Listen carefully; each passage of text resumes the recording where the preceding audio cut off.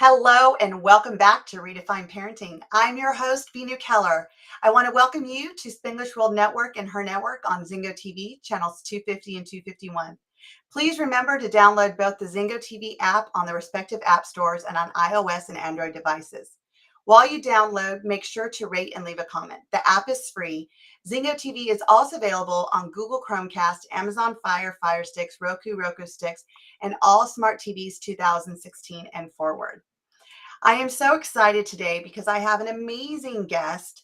Her and I had an amazing conversation back in December. And when we're having this conversation, we started to realize how much in sync we are with the thoughts of parenting and where parenting is today and where it was years ago, and how we're just here to help guide these parents to kind of transform into that unconditional love of parenting and not be so rigid and let go of all the styles. And so please help me welcome my beautiful guest, Carlina Behr.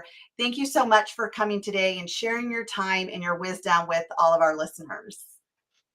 Thank you so much, Vinu. I'm very honored to be here. So let's just dive in. We're talking about, it's almost like we're going to take off from our conversation we're having in December when we were talking about the different types of generational parenting. We have kids now that it's such a different time and age, and we're seeing more kids feel they need this independence. There's more, like I got to punish the child, I got to reward the child. And it was so great because I was having this conversation. You're like, oh, no. We don't need to do any of that. And I was like, oh, tell me more. So let's just, introduce yourself to the guest to talk about the type of guide that you are to parents and how you actually came into this world. Thank you, Vinu. Well, I'm a lifelong Montessorian, and I have been working in classrooms with children from all backgrounds. And when you have a classroom full of children, especially if they're little, you learn really fast that punishments and rewards give you nothing. You can't be rewarding every good action they take. You can't be punishing every bad action they choose, because it stops working at some point. And for some children, it never works at all. But something that really works for all children and for all humans is connection.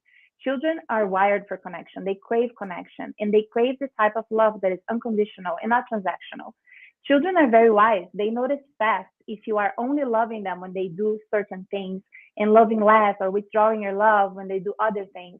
And then they start understanding or believing that their self-worth is conditional on their behavior. And that can create all kinds of mistrust in the world, right?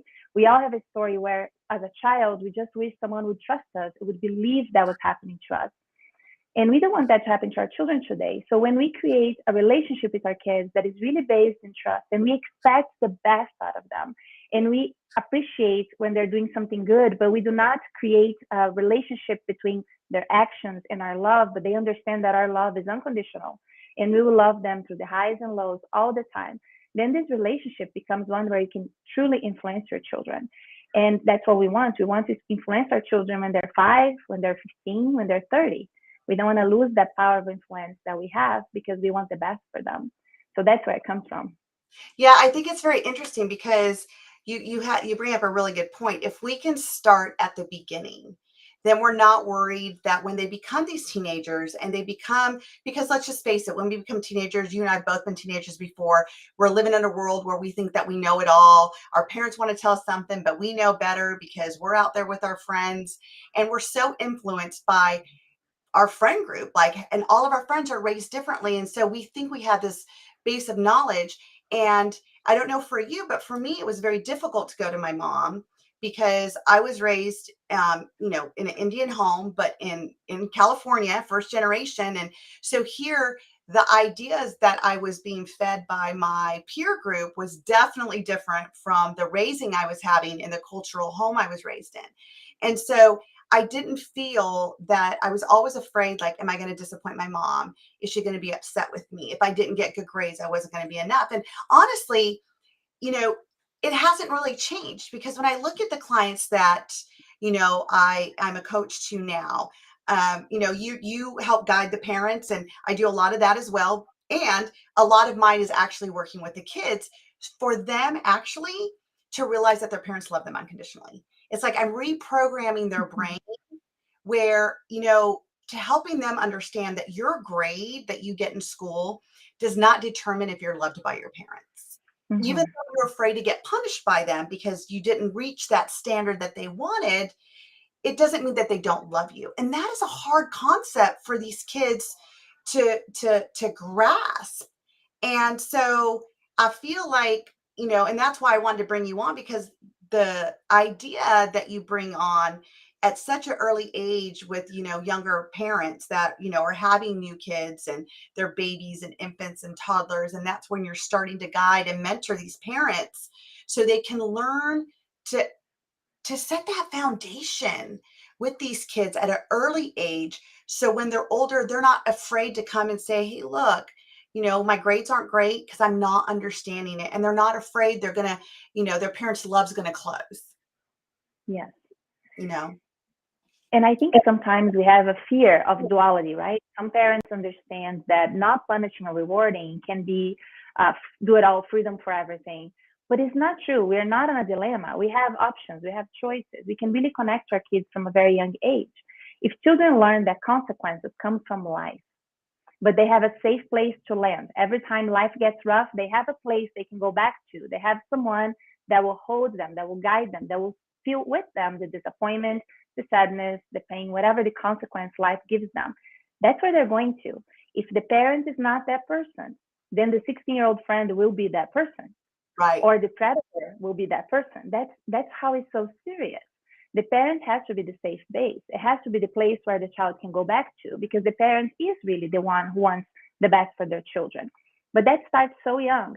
A little child, a toddler that makes a mistake, and then the parents punish them. Let's use a simple example. The toddler forgets a coat at home, and now the parent gives as a natural consequence. They say, wow, now you're going to be cold. And they refuse to help that child through that frustration. But they wouldn't do the same to an adult. An adult friend forgets a coat and they're like, oh, do you want my coat? I have one in the car. How can I help you? Let's bring you inside to make you warm. The child is smart. The child catches on. The child notices that. Just like you, Vinu, I also couldn't go back to my mother with my issues at certain ages. There were times where she was welcoming to them, and there were times when she wasn't able to handle. Teenage years were really hard on her. But I had an aunt. I had an aunt who had unshakable love for me. It didn't matter what it was. I could come to her and I could tell her, and she would just laugh and say, you're not the first, you're not going to be the last one. Let's tell you what we're going to do. And I felt like I had a partner, and I adored her because she was able to guide me. When you are not controlling someone, you can become an influencer in their life. But if you're controlling all the time, then you're teaching your children fear, because control comes out of fear. So if you're rewarding everything good they do, just like an emotional biscuit, right? Like we do with a dog, we give up reinforcement for good behavior. So to our children, we give this emotional biscuit of like reinforcement. Then we're showing them that we don't trust them to make choices. And children that are not trusted make tentative choices. They don't feel strong in their choosing because their self-worth now is shaken. So I think the gift of it and the trick of it is for the parents to really trust themselves so much that they can allow their children to test boundaries, to make mistakes, and they can be that strong base that takes their kids back every time and comforts them and sets them up for success. And So, I just so let me ask you a question, because let's go with the coat scenario, right? So I'm a parent. I have 6 kids. 2 are 10 years old. And so if I was the parent to say, well, sorry, you forgot your jacket, natural consequence, you're going to be cold today. What would you guide me as your client to do? Like, how would you tell me so I'm not, because what happens is if I continue to come back and get the coat, and I continue to come get back the coat, and it's always happening, and we've tried different strategies for him to remember his coat, and he's still forgetting it. How am I not enabling him to not take responsibility for himself to remember the code? And also, it's making everyone late. So it's not just his consequence being late for school. Now his sister has to suffer. Now, this is all hypothetical because I think it's a great way yeah. to, a Mm-hmm. simple example. So you could help me as a parent also, but also our listeners out there. So what do we do? Because I Yeah. know as a parent, I feel like I'm enabling it then. Yes. So it really it comes down to what is that we expect from our children. Do we expect the best, or do we expect them to be always a little mischievous, right? If we choose to expect the best out of our children, then you have to believe that they're forgetting their codes truly. They're not just leaving the codes behind because they don't care. They're truly behaving in a way that is in alignment with where they are. Maybe they're distracted. Maybe they have too many things to take care of. Maybe they're one of those kids that don't think of those things. If that's a pattern that you notice, then you can come to this child and say, you know what? Chances are high that you might forget your codes today. Would you like to put it right by the door so you don't forget? Or would you like to put it in the car so you don't forget? Let me support you. And you can ask this child, especially if it's a 10-year-old, how can I best support you? Because as your parent, I do not wish for you to be cold. But I Mhm. also don't feel the desire to carry your coat for you all the time. It doesn't feel good to me. So how would it be a good way to support you? So this way we can have your coat. If you think about it, you are really creating a skill in this child of planning now. Now you're creating an opportunity, which was a problem, now is an opportunity. You're working together, and your child has the total trust that you have their best interest in mind, and that you trust that they're truly forgetting, that they're not being silly or bad kids, right? Because sometimes for a parent, you get overwhelmed on the daily activities, and you start to think, oh my gosh, this kid is doing this just to drive me crazy. But you have to sometimes take a break and talk to the child and say, help me understand. You forgot your code. And that came from where? Were you distracted? Were you overwhelmed? There was too many things. Were you sad? Right? And try to understand where it's coming from. The long term is to prepare a child that in life don't forget their code. So your long term activity as a parent is to model real life to your child. And in real life, as a 10-year-old is forgetting the code. And as a 22-year-old is forgetting to pay the mortgage. And as a 35-year-old is forgetting something else, right? So you're trying to create strategies for this child, and you're trying to model an adult. So the child knows they have someone to lean in. And let's say that after all of this, your child forgets the code. Now you come to them with compassion, like you would to an adult, and say, this must be really hard. I hope you're not embarrassed. I hope you're not feeling too bad that you forgot your code. How can we solve this problem now? So you are the person that is coming back, and they trust, they create that action creates a reservoir of trust that is always growing, always growing, always growing. So your child starts to expect the best out of you also. And they, instead of saying, oh, my mom's so punishing all the time, she has no patience, they start to feel, wow, she really cares. They might not have full words for this, but they have this feeling. And that's a beautiful goal to have as a parent. I think that is amazing. I definitely do. I love this opportunity because I, again, and I want to share this with my guests as well. Not everything is going to work for every person. So you have to take what we tell you and say, what works in my life, what doesn't work, you know, because I don't believe there's a wrong or right way. I feel like there is a better way when we get to understand our kids. If you have a child that is distancing themselves from you and you feel there's not a connection, I feel like this is a great way to start to kind of take an inventory, kind of like what Carlina is saying is, we got to build that trust with our kids first. And they have to know they can come to us. And if we're constantly punishing them and constantly rewarding them, then if we're saying they're bad, there's a presupposition there's a good and there's a bad instead of it just is. Like, this is a situation Mm-hmm. that's Yeah. just happening and I want to support you through it. That's what I'm hearing you say is Mm-hmm. like, everything is just a situation in life. It's just an opportunity in Mm-hmm. our life. Either we're going to rise above it and support our children through it, or we're going to make it a good or a bad situation and they're going to go through life. And I just had a guest on my show not too long ago, William Whitecloud, who's one of my biggest mentors, and I've learned from him. And we were just talking about when we tell a child that, hey, that's bad, what we're doing is we're pushing down a need that they actually have. And they're Mm-hmm. still, what you resist persists. So it Yes. still bubbles up and it manifests in different ways. And now a child believes that they can be good and bad. And, let's just face it, a child is just a pure soul. My belief is they're a Mm-hmm. pure soul from God. So it's always pure. It's always good. And the choices that they make are here for them to learn lessons to grow and to be an independent adult. So that leads me to this kind of question. So if we're constantly doing this, let's just face facts that when we're adults, there are natural consequences in life. If we've always had, if we've never really had to deal with natural consequences because we've had such an amazing parent support us, and we realize that we have choices to make, and there's different ways that we can make different choices. And, the parent has helped us so we don't forget the coat. Now, how are we setting them up to understand real life? Because in real life, there is rewards. Like when you're on a team, you're going to get a trophy. When you're at an office, they're going to have something that promotes, like to get promoted, like, to get the reward, you have to have the most sales. So life is always hanging rewards over our heads. So how are I we? Yeah, go ahead. I would disagree that is life. I believe the social system we live in is always with a carrot or a stick. And I Mm, don't think a parent could ever meet all the needs of their children, even if they work full time to do that. So they are going to experience consequences anyway. The difference is, are you the source of consequence or is life the source of consequence? uh, And the most important is, when you make a choice, are you transparent so your child can witness what a real adult in real life looks like? Can your child see in you fear, joy, contentment, excitement, growth, good choices, bad choices? Because being human is making good choices and bad choices. That does not make you a good adult or a bad adult, just like it doesn't make them a good child or a bad child. It just makes them human.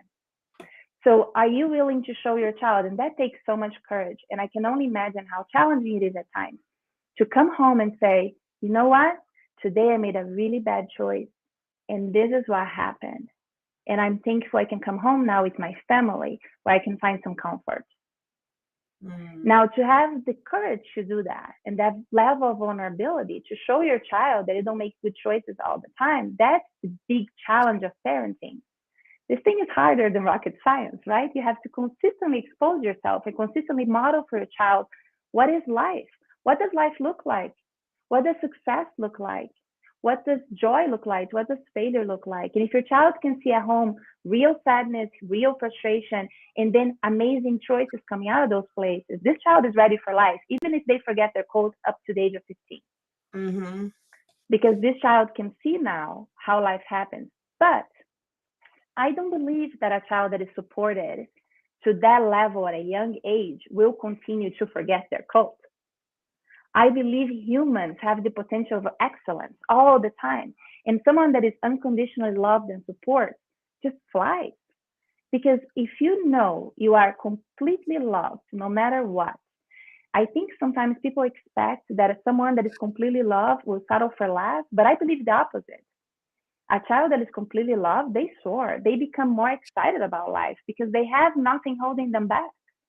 I imagine myself, if I had grown up knowing, even for a short period of my life, that I was unconditionally loved, who would I be today? And how would I relate to the world? What would be my vision of the world if I had grown up with that experience? So, Mm.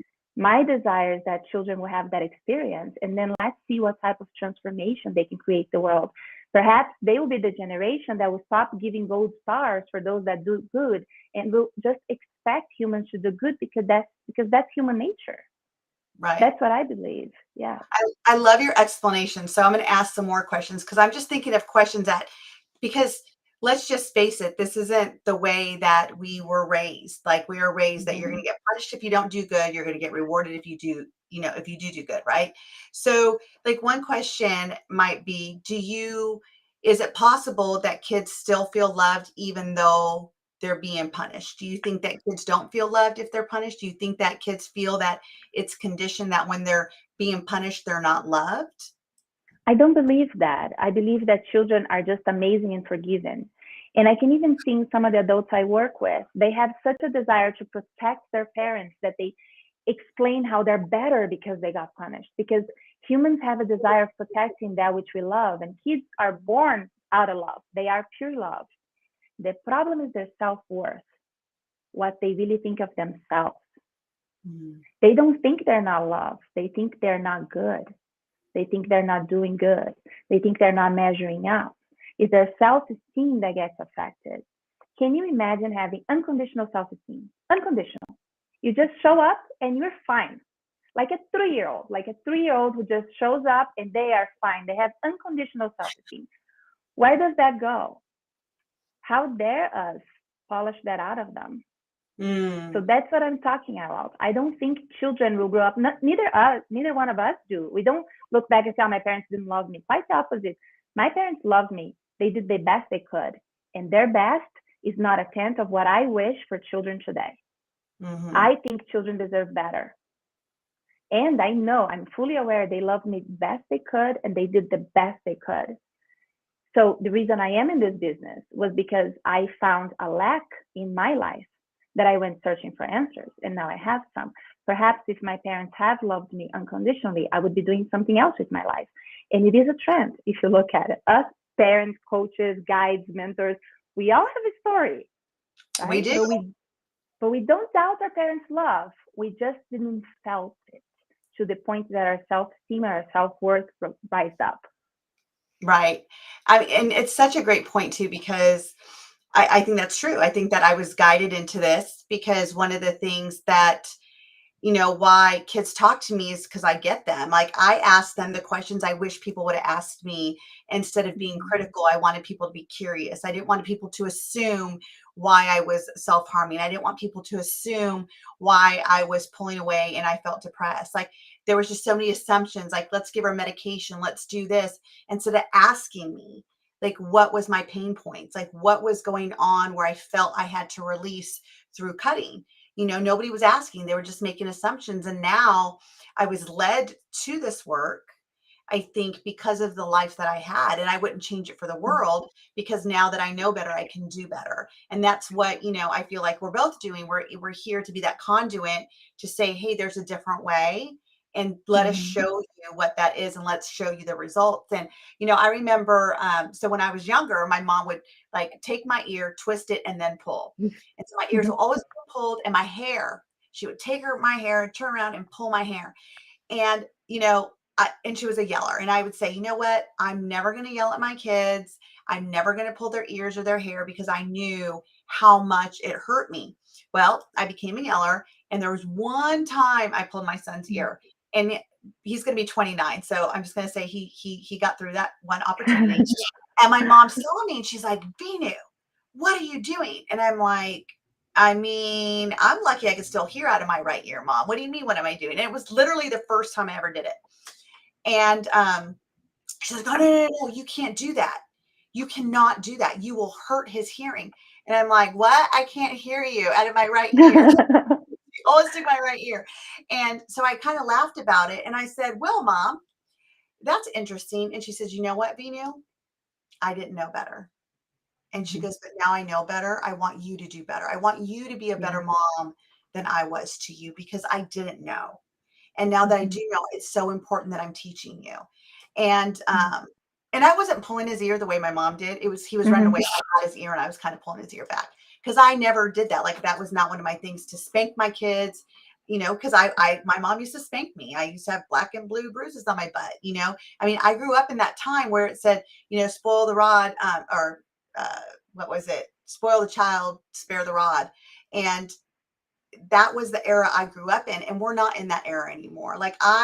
One of the things that I am fully aligned with what you're saying is that our children have to know that we are their safety, that we give them certainty, we give them that safe space to feel heard and seen, and that there's nothing that's dividing us from them to come to us with their issues. Because I'm going to tell you, that's where I see most of the challenges between parents and children is that their child's going through something outside of the home or maybe in the home. They are afraid. That's the word. They fear what their parents are going to say, think, or do. And so they hold it in. And then things just start to stack and stack, Mhm. stack until it gets to that point where now we're in crisis. And Mhm. so I too am teaching parents, guiding them to realize that what does it look like to give an open, safe, and trusting space to your child so they can always come to you? And I think one of the biggest things that you and I were talking about in December was that you start at such a younger age with these parents, which is so beautiful. Mhm. I'm getting the ones that didn't get you in the beginning, right? Like The kids are now getting away from their parents. They're having all these struggles. The parents are so afraid and they're like, you got to save my child. I don't want them to commit suicide. I don't want them to be depressed. And Mhm. so what happens when, you're raising this child to be pure and be love and be light? Their behavior is just seen as behavior. It's not good, it's not bad, which I love that idea. And then they go to school and, there's a bully. And the Mhm. bully seeks these children out because they look at them as vulnerable and an easy target. How would you support your child when the school doesn't listen to you? You've gone to the school, they're not listening to you. How do you support your child to work through that? So first, I'm just going to make a distinction. I truly believe that a child that is unconditionally loved is no target for a bully, because Mm, bullies only go in the weakness. They find the weak link. The child who is punished consistently is a good target. The child is not sure of themselves, who is scared of what the parents will do and will not tell their parents or what's happening in school because of fear. That's a good target. A child that stands strong, what is the bully going to do? You're ugly. Okay. The child learns to belong. They learn who they belong to. They belong to themselves. They belong to their family. How is the bully getting space with this child? Bullies, and I've been a teacher for many years, just like you have worked with children always, right? The child that is bullied in the classroom are usually the children whose voice have been silenced. And yep. who is the first one who silenced their voices? Their parents. A child that is teased in school and comes home and say, I'm angry, I don't feel good, this happened. And the parents tell them, wow, that's not okay. I know, I agree how you feel. That child speaks. That child speaks up. And a child that speaks up is not a target for a bully or a predator. It's very serious. This is big. A child that knows where they belong to, a child that has a strong sense of belonging with their parents is not a target. So let's talk about the child who didn't have that strong sense of belonging. And now the parent has to believe this child 100%. The child comes home. Let's use an example. Perhaps this child came from foster care, right? So you didn't raise the child up to this point. Or perhaps this is your niece or nephew that is under your guardianship for some reason, right? Something happened there because a child that was raised and become a target, the parents can solve it now because the parents, first of all, don't believe their children. They don't expect the best out of their kids, so much so that they have been raising carrots in front of them their whole lives, trying to make them comply as if they weren't able to make good choices just for the sake of making them. Right. But let's say this child has been raised in a more weaker form and now this child is being bullied. Number one is to believe the child 100%. You believe the child completely and then you believe them more. And when the world says no, you say yes and you take their back. And in a 1% chance that your child is lying to you, they will understand that they're safe to tell you the truth. But in the times when they're not lying to you, oh my gosh, what a shock for their nervous system to be trusted and believed, to really say this is happening to me and have someone who completely believes them, someone that doesn't say, but what did you do? Someone that says, tell me more, I'm curious, what happened, where were you guys, who was there, how is this okay, how did you feel, tell me in your body, where did it feel in your body, did you feel a knot on your stomach, did you feel hot in the face, did you feel red, did you feel like your armpits getting sweat, how did it feel in your body? Oh, I know that feeling. Is that anger or frustration? Is that sadness or fear? What is it? Help me understand. This child will talk, and a child that talks gets empowered because that's what we do as humans. We talk, we relate to create connection. Our communication is our connection. So the child now connects with his parents and gets stronger. The next day, the bullying has less access, even if the school and the teacher don't do anything about it. Because here's the thing, you can't control what happens outside of your house. All you can control is inside your domain. You can even control when you go to a friend's house with your kids. People are going to shame your kids on things that you're like, what the hell, right? They're going to say, oh, I can't believe you're not a big boy. You're not a big girl. You didn't do right. Like, you're such a sissy, something, whatever. People say weird things to kids. But your child will look at you and you both will have that look of like, they don't know any better. We know, you and I, we know. Mm. And that's beautiful. This child will get stronger. Yeah, I think there's also another side of bully that I've seen also, and it's watching their parents be the bully, watching their parents Mm-hmm. overpower. So you have to be bigger and louder and put people down to get the strength because that's what they're looking for. They're looking for their significance. The bully's looking for self-worth. That's what the bully's Yes. doing. because they don't Yes. have it. It's not innate in them. And like what you're saying and what you're sharing with our listeners is that if you start at a young age, this self-worth is going to be innate inside of them. It's going to be what's blossomed inside of them from the day that they've been born, and it's just going to grow bigger and bigger because they know that they got you on their side. So when you have this person that's overpowering, and anybody at that point's a victim. It doesn't matter if you have self-worth or not. Like they will just come if they feel like that's the person they want to target because they need to be bigger and badder and bright.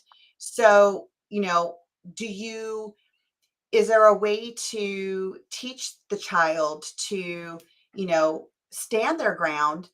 And because there's still like, even at home, if there's not consequences and rewards, there still is at school. Like Hmm. it's a huge reward system at school. It's a huge consequence Yeah. system at school. So if they do stand up for themselves, and then they get in trouble at school, how are we helping them if they haven't been raised in that environment to accept what happens at school and decipher from like, okay, I mean, you've never taught me that I'm good or bad. I just am. I'm a light and I know that at home, but now look at what's happening at school. Is there a disconnect? Let's talk about the biggest bully that has ever been in the history of this planet, Hitler. Biggest bully there is, right? One of my life heroes is Dr. Edith Eger. She's 104 years old right now. She has two gorgeous books, The Gift and the Choice, and it's about her experience at, I can't pronounce the name of the camp, the concentration camp she was at because it's German and I don't do German very well. But she was at the We concentration can just camp. ask your husband, right? Yes, dear, how do you say that German concentration camp? Anyways, so she was at the concentration camp, and as they pulled in, she was a 16-year-old girl, right? And as they pulled in, her mother looked her straight in the eye and say, "No one can control what you put in your head." Mm, She survived the concentration camp. She and her sister. The books are gorgeous. And she talks about this. She talks about how that one sentence from her mother kept her alive to this day. And she even jokes that her payback to Hitler now is her children and her grandchildren. She even has great grandchildren now, right? She's my life hero. She's the most beautiful woman. If your child understands that what's in their mind is a power trick, what is there anyone to do, right? And if your child, so you're asking me about a child that perhaps don't have a strong home system. Hopefully they have an aunt like I did, or a coach like yourself, or someone that will be in their corner. A grandma. Grandmas are the best because they make all the mistakes with their kids, and then they learn, and now they know better, and then they don't make mistakes with the grandkids. right, Grandmas are amazing, and then the children of them say, "You did that to me, but no, not to my grandbaby," right? right. Just like your mother did. I do So it all the time to my mom. I'm like, wait. You didn't do that to me because it's different. It's my grandchild. Oh, okay. exactly. The grandkids are holy, right? So, hopefully these children have one person. Maybe there's one teacher in that school. I had a really hard time at my school, and I had this one teacher who believed in me completely. And he would take me to his office to do my math homework because he knew I wouldn't do it at home. And if today I have achieved all the education I have, it's because of this one teacher. Elio was his name. And he was amazing. He saw the potential and he just went for it, right? So each one of us will have, hopefully, that one person that will be a safe place. And hopefully this one person will be equipped to give this child some words that will really heal and protect them. Because we can't stop bullies from existing, or we would, right? Right. They will happen. But we can help children learning to have things in their mind that are protective. I love it. I love it.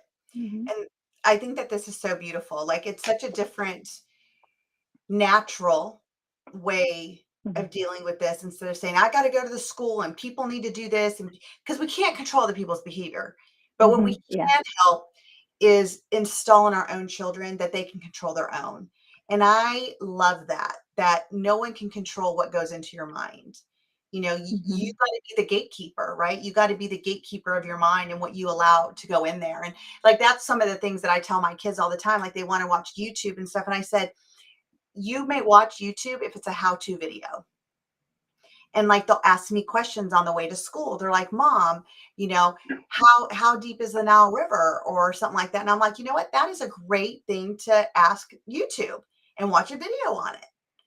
We were talking about my time in Africa recently, and they're like, "Mom, hippos are the fastest." And I'm like, that's what I've been told. And they're like, "Do you know how fast a hippo goes?" I said, "No, but we can sure as ask YouTube today when you get home, because again, I want them to put good things in their minds, and I want Mm-hmm. them to continue to be curious. And now we have so many avenues to fulfill that curiosity with the internet now, and there's a safe way we can do it. And so that's one of the things that I do, because I want them to know that they're the gatekeeper of their mind, and what Yeah. goes in that. Even at a young age, they think it's not a big deal.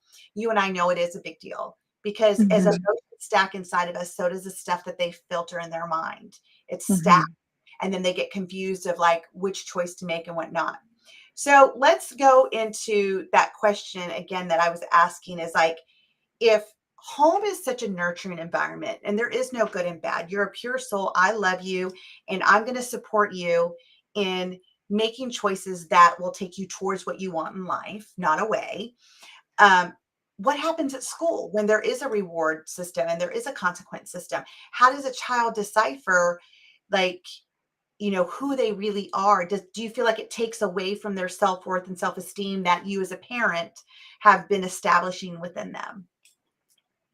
Yeah, so I'm super biased, Vinu. I'm a Montessorian through and through and a little bit more, right? I have studied the philosophy for years, and if it was my own child, they would be Montessori education, and then there would be no rewards. They would learn to learn because it's fun, right? But let's say in a different life, I am in an environment where I don't have that choice, right? And the child is going to have be in an environment that does brings consequences and rewards. It's a cleanup job, right? Your child comes home and say, I got a sticker because I was so well behaved. And instead of saying, nice sticker, good for you, you say, tell me more about that behavior. How did it feel inside? Was it Mm, tempting to do something else? Oh, but then Johnny, he was a bad boy. That's funny because I think Johnny might have made some bad choices, right? You reward and you help them.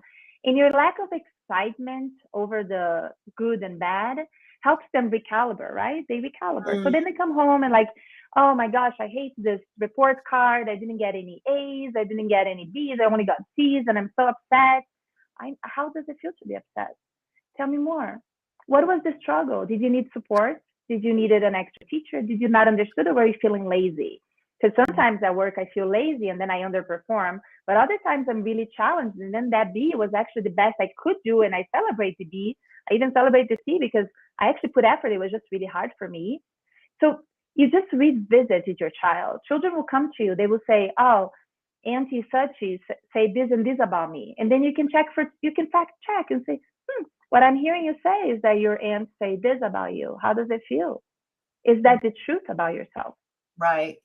How? I love these What else? questions. This is exactly what I do with my children, and I've talked about this many times on my show. Like, my son just got his progress report, and we were in Africa, and he got a D on it, and I was like, oh gosh, I can't tell him. Like, he will be devastated, and so I need to talk to him about this when I get home. But I was like messaging the teacher, and I said, I am not telling Samuel about this. I said, I know he needs to get some support. Can you tell me what happened?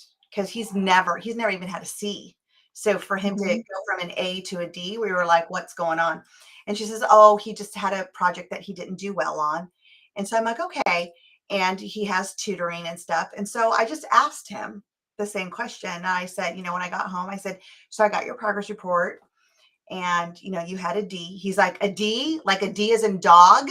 And I said, yes, you did. Mm-hmm. He's like, oh. And I said, well, tell me, why do you have that feeling about it? Because a D is not good. I said, well, there could be times that a D is good. If you put everything into it and you did everything that you could and you put all your effort and you tried so hard, then we might need to celebrate that D. I said, but you tell me where you think it's come from. He's like, I didn't do great on a project. And he's like, I rushed through it, and I know I shouldn't have rushed, but I wanted to get it done. I'm like, okay, so what do you need to feel supported? What can we do? And he's like, well, I've talked to the teacher and she's given me extra stuff to do. And he did it. And I was so excited to tell him that he raised it to a B. But it's the same conversation, right? It's allowing him, number one, to take full responsibility for what his performance is, Mm-hmm. knowing that we're here to support him. Yes. You know, every day I ask my kids, what kind of day are you going to have? And no matter what they tell me, I Mm-hmm. say, what does that look like? And the last Mm-hmm. thing after they say, and I said, and don't forget, if you need help, what do you need to do? They said, we need to ask. And I said, always ask. Mm-hmm. Because I think that's another part of self-worth and self-esteem that kids aren't feeling, is that they feel like they can't ask. They can't ask for help. They got to know it. They got to Yeah. perform a certain way. Yes.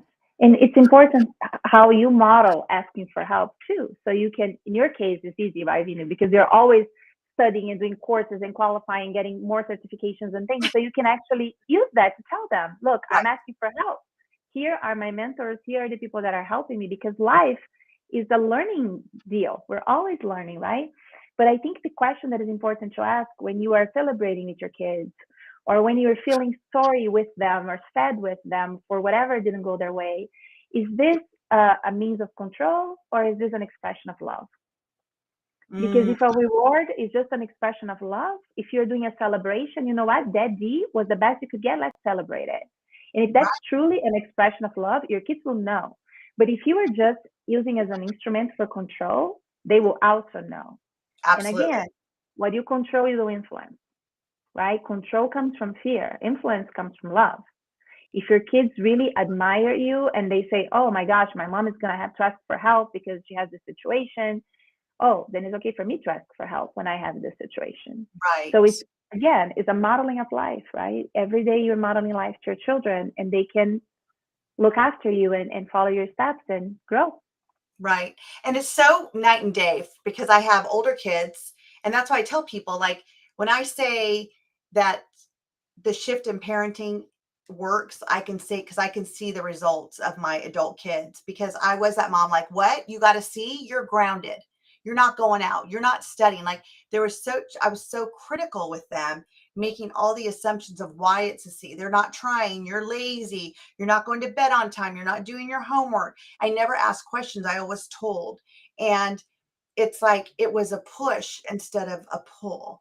And now my children, because I ask questions and it is authentic. I think for me, it's, again, for me, it's the authenticity, because if it's not, Mhm. they're going to know. And it is, Yes. you're right, it's absolutely controlling. Oh, like if you get a D, we could celebrate it. Like they're going to know right through it. Hmm. But the one thing is that my children know my truth, and I've always spoken my truth to them, and I'm very vulnerable. Like even when you were talking about, the beginning of the show, when you're like, we have to be vulnerable for our kids to say, hey, I didn't make a good choice.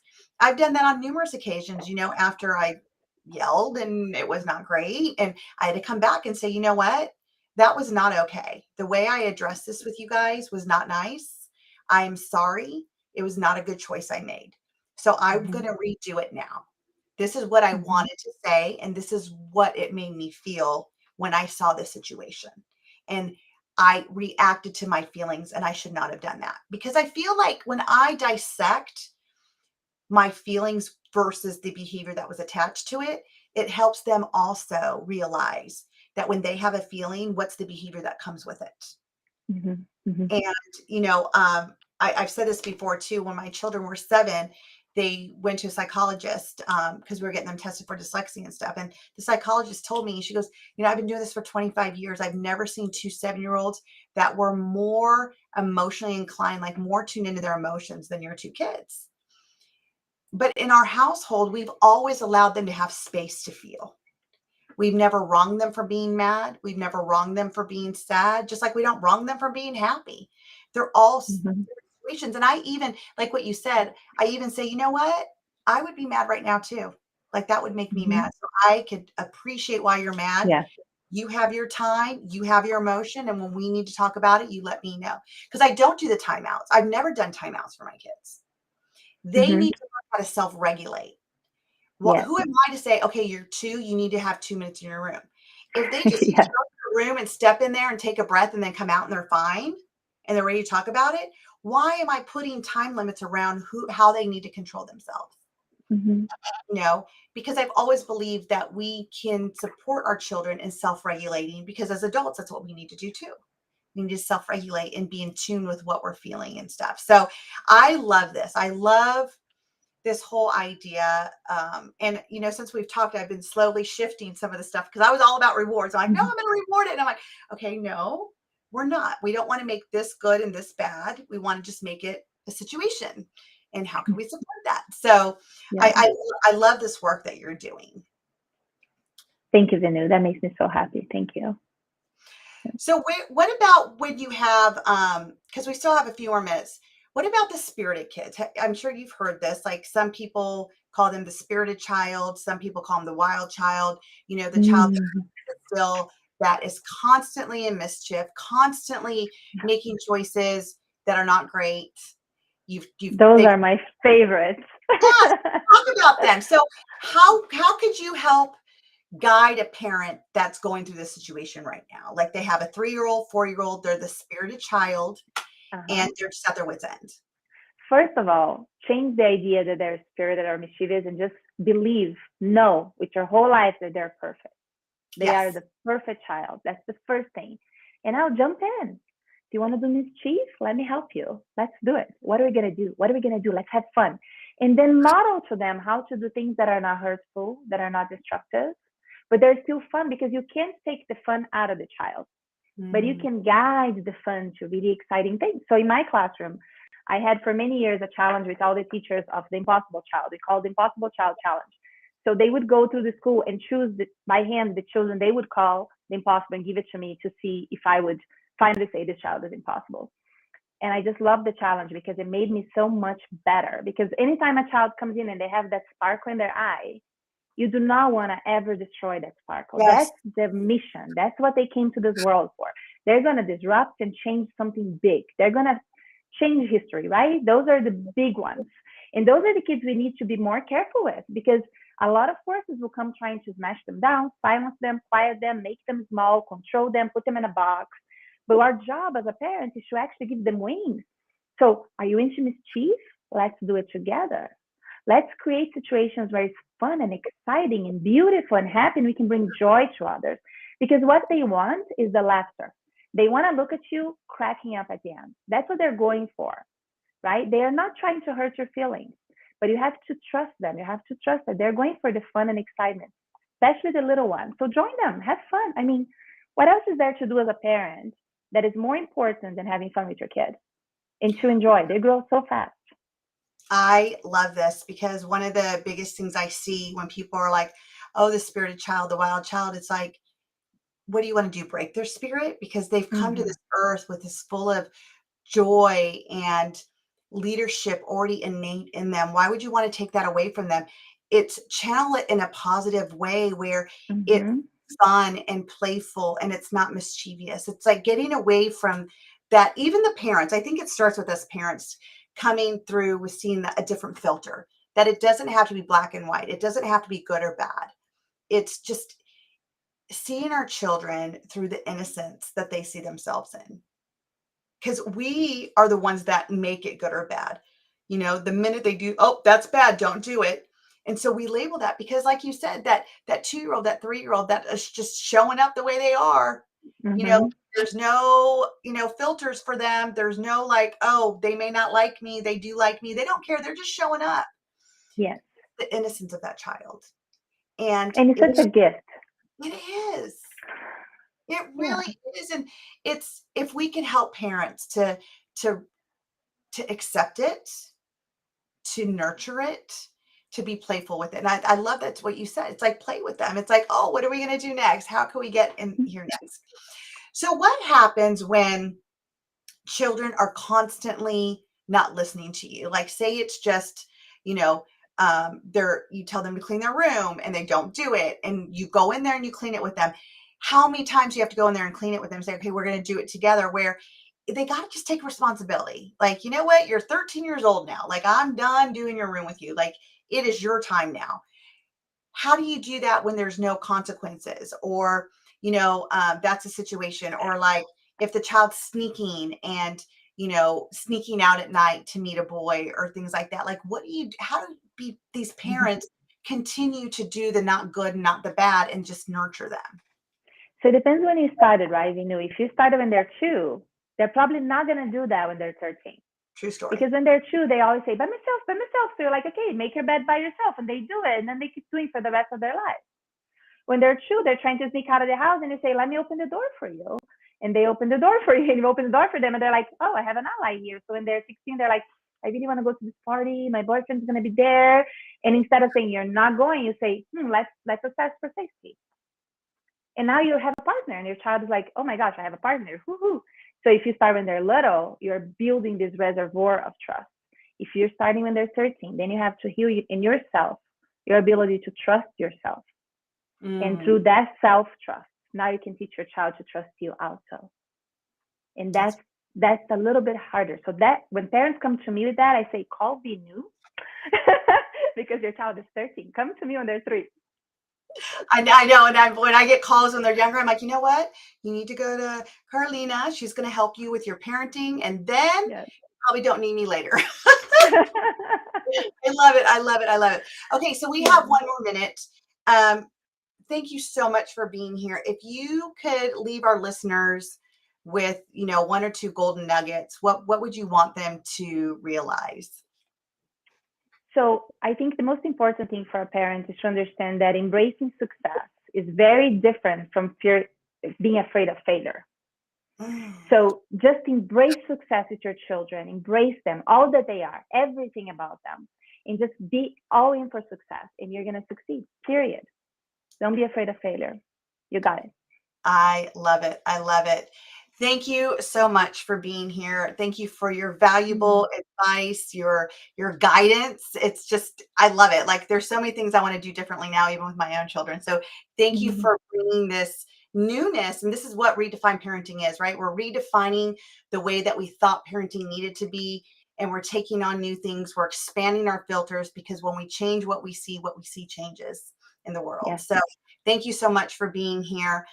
If you're finding value in the conversations here on our show, please join our Redefined Parenting group on Facebook for even more tips and conversations. Do someone you know a favor and share my group with them as well, so they too can hear what they need to in order for them to feel supported in their parenting journey. This show can also be heard on Spanglish Radio Network. Please check out www.spanglishworld.ca for all the news and programming. Spanglish World, watch it, hear it, read it, download it, and live it.